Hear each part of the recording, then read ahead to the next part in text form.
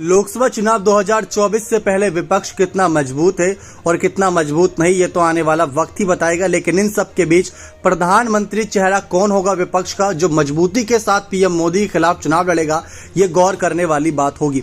जी हाँ, मायावती को लेकर बहुत ज्यादा चर्चा थी कि अगर मायावती विपक्षी दलों के साथ नहीं जा रही तो विपक्षी दलों को मायावती के हाथ पैर जोड़कर अगर मानती है तो ठीक है, वरना मायावती को ही प्रधानमंत्री चेहरा मानकर उनको समर्थन करना चाहिए।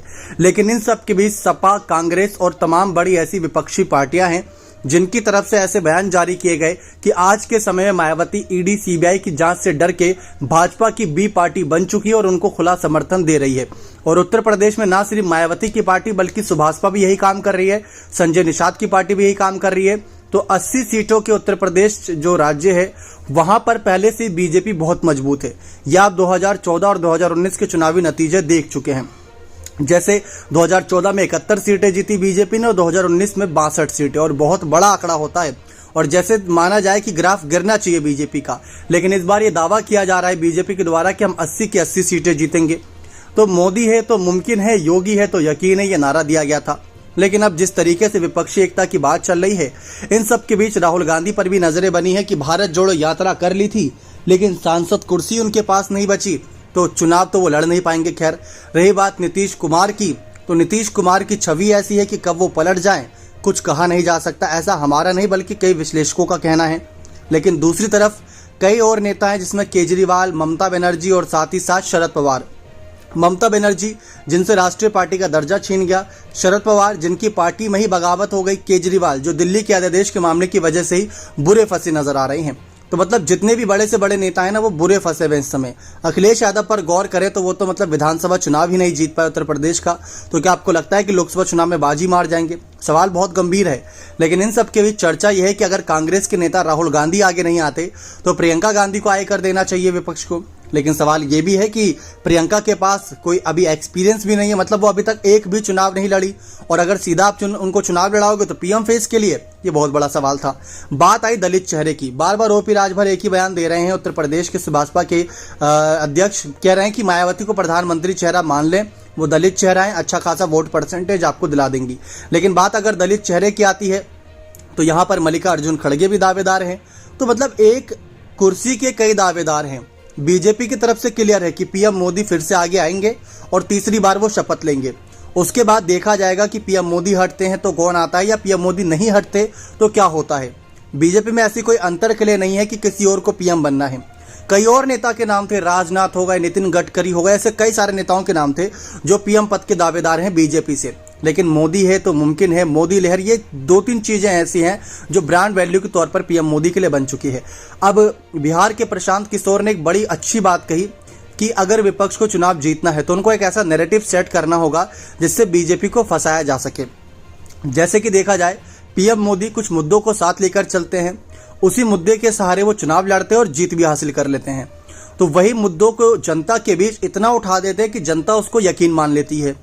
लेकिन अब विपक्ष की बात आती है और विपक्ष के मुद्दों की बात आती है तो सबके अलग अलग मुद्दे हैं, और उन मुद्दों पर तो मायावती अभी समर्थन भी नहीं कर रही। तो विपक्ष करे तो करे क्या?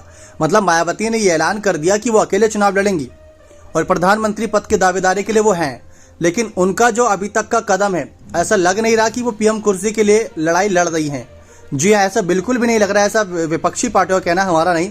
क्योंकि अगर पीएम मोदी के खिलाफ लड़ाई लड़ रही हैं तो जब बात नई संसद भवन के मुद्दे की आई, जब बात अब यूसीसी की आ रही है, तो कुछ भी मुद्दे पर यहाँ पर विपक्ष बात रख रहा है, उस पर मायावती पलटवार करते हुए बीजेपी का समर्थन एक तरीके से करे दे रही है और उनको सलाह मशवरा दे रही हैं। तो सवाल यह है कि मायावती आखिर चाहती क्या है? अगर वो बीजेपी के साथ जाना चाहती हैं, एनडीए के साथ जाना चाहती हैं, तो खुले तौर पर जाएं, वहां से पता चल जाएगा कि किस तरीके से यहाँ पर तमाम बातें निकल कर सामने आएंगी।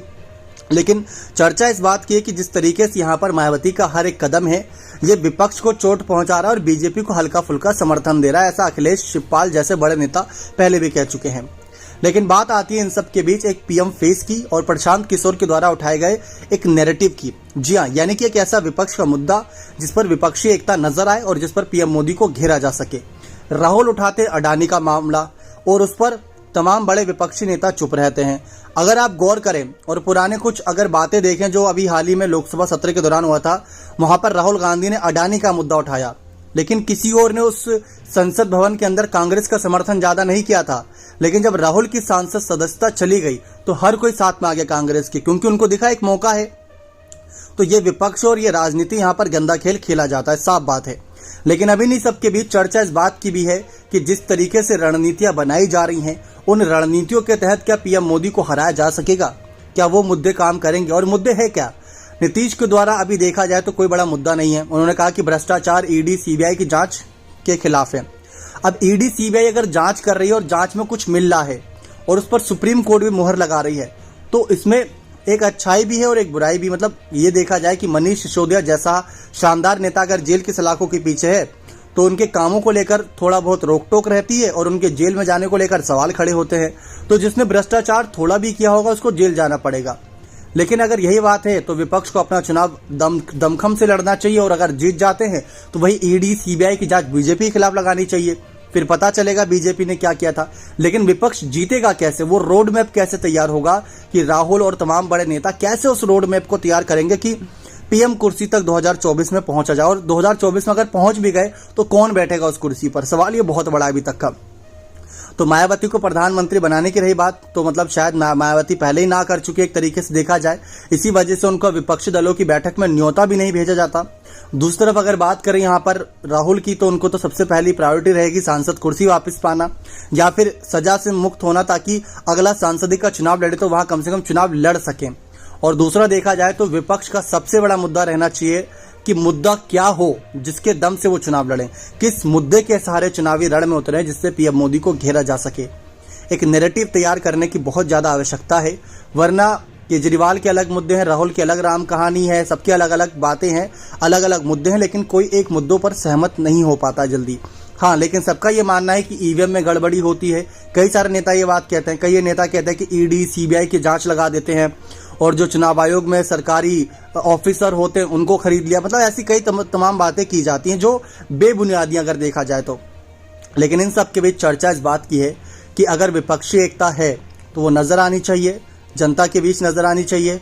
रही बात मतलब केसीआर अभी भले ही साथ ना हो, मायावती अगर साथ ना हो, तो इनके खिलाफ बयानबाजी भी नहीं करनी चाहिए, क्योंकि एक फ्यूचर के लिए ऑप्शन रखना चाहिए कि इन फ्यूचर अगर बीजेपी के चंगुल में मायावती केसीआर जैसे नेता फंसते हैं तो वो विपक्ष के पास आए, ना कि कहीं और जाएं या अकेले चुनाव लड़ें। तो कांग्रेस और तमाम विपक्षी पार्टियों को इस बात का भी ध्यान रखना अवश्य है।